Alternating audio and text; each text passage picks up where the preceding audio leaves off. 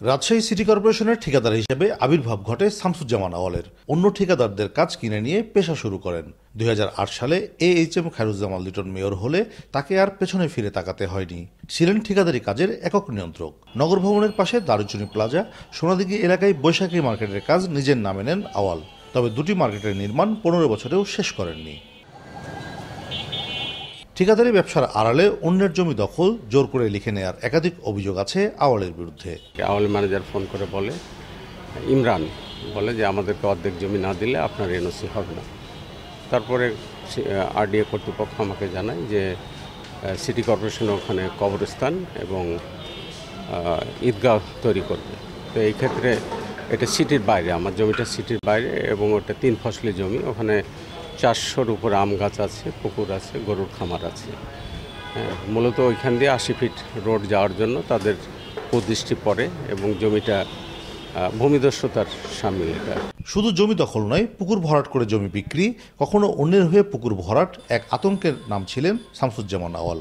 এটা পুকুর ছিল, আমরা ওখানে ব্যবহার করতে পুকুর ছিলাম। আমি লিখে লোকজন সব ভর্তি করেছে ভরাট করে পুকুর। রাতারাত্রি রমজান মাসে ভর্তি করলাম। এখানে বিল্ডিং হবে, মেয়রেরা চাইছে বিল্ডিং করবে। এখন আমরা শুনেছি রাতারাতি ভরাট করেছে, দিনেও ভরাট করেনি, রাতারাতি সব বন্ধ করে দিল মেয়ররা। সব হাত করে এমনি বন্ধ করতে পেরেছিল না, যে সব মেয়ররা 6 দিনের ভিতর বন্ধ করে দিয়েছে। পুকুরটা খুলে দিলে আবার ভালো হয়। ইসলামী ব্যাংক থেকে কয়েক হাজার কোটি টাকার ঋণ কেলেঙ্কারির মূল হোতা নাবিল গ্রুপকে সম্পত্তি বন্ধক ছাড়াই বিপুল পরিমাণ ঋণ পেতে নিবদ্ধে সহায়তা করেছেন আওয়ামী লীগের সভাপতিমণ্ডলীর সদস্য খায়রুজ্জামান লিটন। অভিযোগ আছে ওই অর্থের একটি অংশ লিটন আওয়ালের পকেটেও গেছে। সিটি কর্পোরেশনের উন্নয়ন কাজ, জমি কেনাবেচা, পুকুর ভরাট করে বিক্রি, ব্যাংক থেকে ঋণ পেতে সহযোগিতা করা আওয়াল এখন বড় ব্যবসায়ী নেতা। কেউ জানেন না তার কি ব্যবসা। আমি যতটুকু জানি যে উনি ঠিকাদারি ব্যবসা করতেন আর কি, ঠিকাদারি।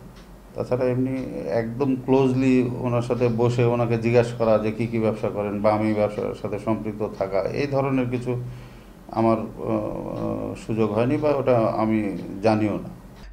শামসুজ্জামান আওয়াল সাহেব তার ব্যবসা বলতে আমার জানা মতে সে মাছের ঘেরের ব্যবসা করতেন এবং এখানে যে সমস্ত ডেভেলপার তার মধ্যেও তিনি একটা কাজ করতেন, সেইটা হচ্ছে যে দারুচিনি প্লাজা।